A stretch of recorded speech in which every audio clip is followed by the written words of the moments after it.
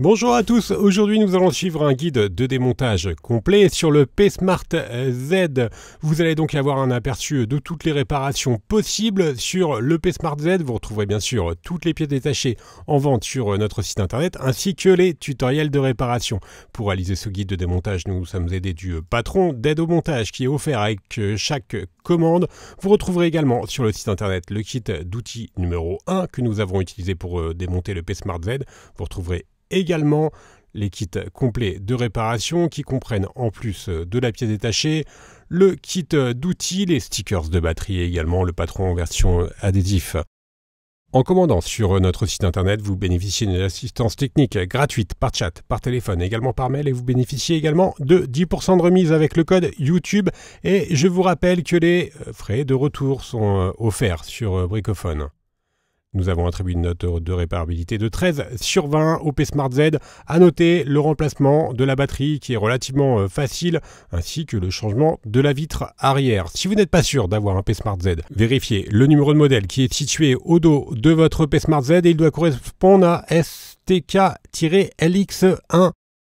Et bien sûr, comme avant chaque réparation, pensez bien à éteindre le téléphone et à retirer le rack des cartes nano SIM et micro SD. On va commencer tout de suite le démontage et on va commencer bien sûr par la vitre arrière que l'on va devoir décoller du châssis. La vitre arrière elle est collée sur tout le contour et donc on va devoir chauffer la vitre arrière pour pouvoir la décoller plus facilement. Pour la chauffer, nous avons deux méthodes. La première méthode, on utilise le coussin chauffant que l'on applique au micro-ondes pendant 1 à 2 minutes et ensuite on vient le positionner tout simplement sur la vitre arrière pour la chauffer. Deuxième méthode, on utilise un décapeur thermique ou un sèche-cheveux et on vient chauffer tout le contour de la vitre arrière. Une fois que la vitre arrière est correctement chauffée, on va pouvoir placer la ventouse et on va tirer sur la ventouse et on va créer un point d'insertion avec le médiator en métal percé, donc que l'on va faire glisser entre la vitre arrière et le châssis. Alors c'est une ouverture qui est assez commune maintenant sur les Huawei. La vitre arrière étant collée, alors on vient remplacer le médiator en métal par les deux médiators en plastique et on va bien sûr faire glisser les deux médiators sur tout le contour de la vitre arrière pour pouvoir la décoller. Alors à noter, sur le P-Smart Z, la vitre arrière elle est en plastique, il ne s'agit pas de verre, donc vous avez bien sûr peu de chances de la casser. On continue à faire glisser les médiators sur tout le contour. Alors juste une petite note sur le P-Smart Z, vous avez remarqué que le lecteur d'empreinte digitale il est situé justement au dos du téléphone et donc il y a toujours une nappe qui relie la vitre arrière à la carte mère. Donc quand vous allez ouvrir le téléphone, quand vous allez retirer la vitre arrière, vous ferez attention car celle-ci sera toujours connectée à la carte mère. On peut remarquer également que l'ouverture est assez facile. On n'a pas de difficultés particulières. Éventuellement, lors de votre démontage, si vous rencontrez quelques difficultés, n'hésitez pas à rechauffer. On insère ensuite la carte en PVC pour finaliser le décollage. Voilà, là c'est OK. Alors, on ne relève pas trop la carte en PVC car, comme je vous l'indiquais, il y a toujours la nappe du lecteur d'empreinte digitale qui est reliée à la carte mère. Et on va donc pouvoir maintenant déconnecter la batterie et le lecteur d'empreinte digitale. On va pour cela retirer les 11 vis qui maintiennent le cache supérieur. Ce sont des vis cruciformes. La particularité du P-Smart Z, c'est bien sûr son appareil photo avant qui est motorisé et qui vient apparaître lors de la prise d'un selfie, donc il se remonte tout simplement. On y viendra un petit peu après lors du démontage. Une fois que nous avons retiré les vis, on vient bien sûr déclipser le cache supérieur qui protège la carte mère et qui maintient les différentes nappes, dont la nappe de la batterie et la nappe du lecteur d'empreinte digitale. On commence par déconnecter la nappe de la batterie pour pouvoir travailler en toute sécurité. Et ensuite, nous allons faire de même pour la nappe du lecteur d'empreinte digitale qui est complètement à gauche et on va pouvoir libérer la vitre arrière et l'on va pouvoir également décoller la batterie dans cette troisième étape. Alors vous allez voir, pour la batterie c'est très simple, comme sur tous les derniers Huawei d'ailleurs, nous avons juste à décoller une étiquette qui est coupée en 3. Donc on commence par enlever l'étiquette numéro 3, pardon, l'étiquette numéro 1, ensuite l'étiquette numéro 2, et on va finir par l'étiquette numéro 3, donc la languette numéro 3. Et l'on va devoir tirer sur la languette numéro 3 pour pouvoir décoller la batterie et la retirer du châssis.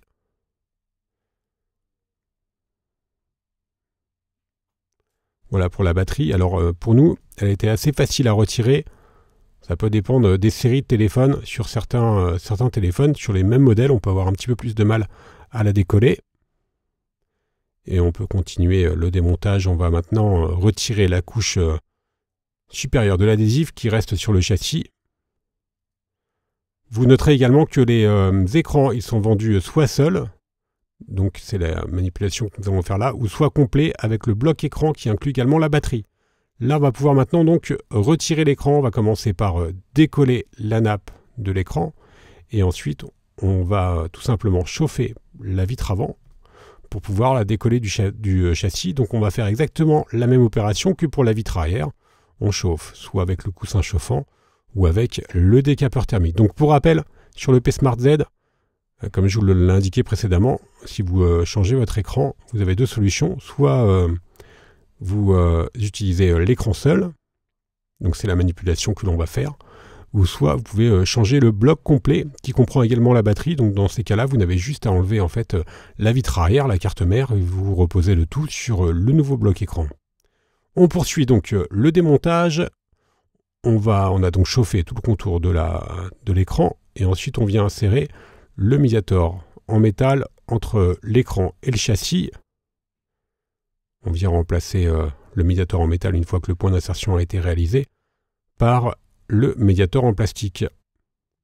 Alors à noter, lors de l'ouverture du P-Smart Z, faites bien attention à bien décoller l'écran et ne pas décoller le joint qui fait tout le contour de l'écran. Voilà, on va vous faire un petit zoom sur cette partie-là. Vous voyez, donc il y a le joint qui doit rester sur le châssis, donc qui est indiqué en rouge, qu'on a surligné en rouge, et qui lui doit rester sur le châssis du téléphone. On n'enlève donc que l'écran, et le joint, lui, il reste sur le châssis du téléphone.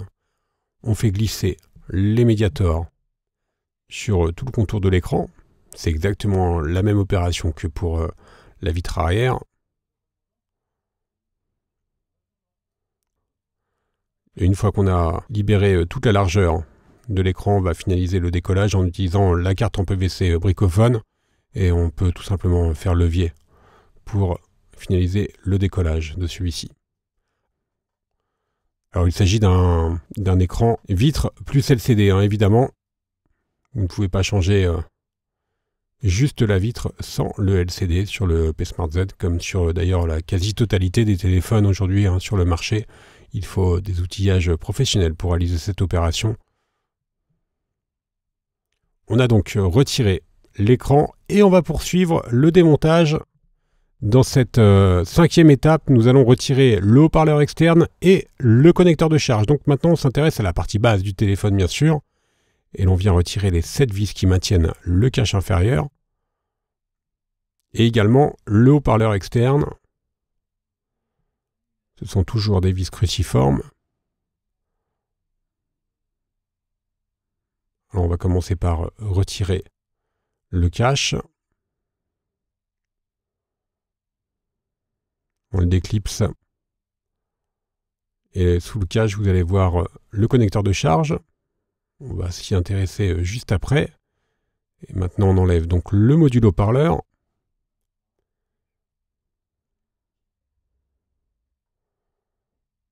Et l'on peut déconnecter la nappe d'interconnexion qui relie donc le connecteur de charge, bien sûr, à la carte mère. On déconnecte également le câble coaxial qui est utilisé pour le réseau et qui relie également la carte mère au connecteur de charge. On peut donc maintenant retirer le module connecteur de charge qui comprend un micro, la prise de jack et le connecteur de charge. On revient sur la carte mère, on vient déconnecter complètement la nappe d'interconnexion.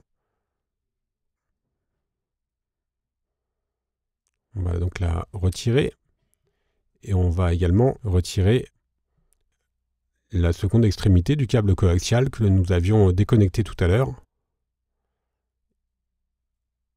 On poursuit sur la carte mère, elle est maintenue par une vis cruciforme et qui maintient également la caméra avant. On retire le support de la nappe de la caméra avant. Donc c'est cette caméra, bien sûr, qui est motorisée. On va pouvoir maintenant déconnecter la caméra avant et la nappe des boutons latéraux qui est sur la partie gauche.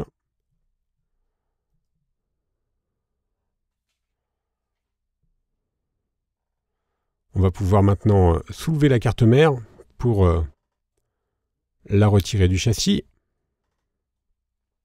Et vous avez vu, la carte mère, elle vient avec le module double caméra arrière. Alors il y a deux caméras arrière, mais elles sont indépendantes des unes des autres, ce qui est rarement le cas. Donc l'avantage, c'est si vous abîmez une des deux caméras, vous n'êtes pas obligé de racheter le bloc complet caméra arrière. Elles sont indépendantes. En général, c'est plutôt les lentilles des caméras qui sont sur la vitre arrière qui sont abîmées. Dans cette 7e étape, on va s'intéresser à la caméra amovible avant. Et l'on va devoir retirer les 5 vis qui maintiennent le module caméra. Alors bien sûr, si vous devez faire cette réparation par exemple, vous n'êtes pas obligé d'enlever l'écran. De la même chose pour le connecteur de charge, pour la batterie évidemment, pour le module haut-parleur. On chauffe légèrement le connecteur du moteur de la caméra avant. Là, vous voyez, sur la partie droite, c'est le moteur qui va permettre à la caméra avant de se relever ou de s'abaisser. Voilà, pour le module moteur. Et enfin, il y reste une vis qui maintient l'axe métallique du mécanisme de la caméra avant. Et on retire cet élément avec la pincette. Et maintenant, il nous reste juste à faire passer la caméra avant dans le châssis. Et voilà donc la caméra. Il reste enfin un guide métallique que l'on peut retirer. Il nous reste enfin l'écouteur de l'oreille et le vibreur à retirer. Donc l'écouteur de l'oreille, il est situé bien sûr sur la partie haute. On le décolle tout simplement avec la pincette. Et il sert bien entendu à entendre vos correspondants en communication. On va le mettre de côté, on va s'intéresser à la partie basse du châssis sur lequel nous allons retrouver le module vibreur qui lui également se décolle tout simplement en utilisant la pincette.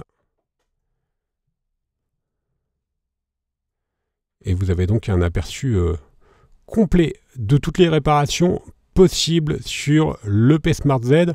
Voilà, si toutes les pièces que nous avons retirées, vous retrouverez bien sûr toutes les pièces détachées en vente sur notre site internet. Vous retrouverez également les tutoriels. N'oubliez pas que vous bénéficiez d'une assistance technique gratuite par chat, par téléphone, également par mail et que vous bénéficiez de 10% de remise avec le code YouTube. Merci à tous d'avoir suivi ce guide de démontage et à bientôt pour de nouvelles vidéos.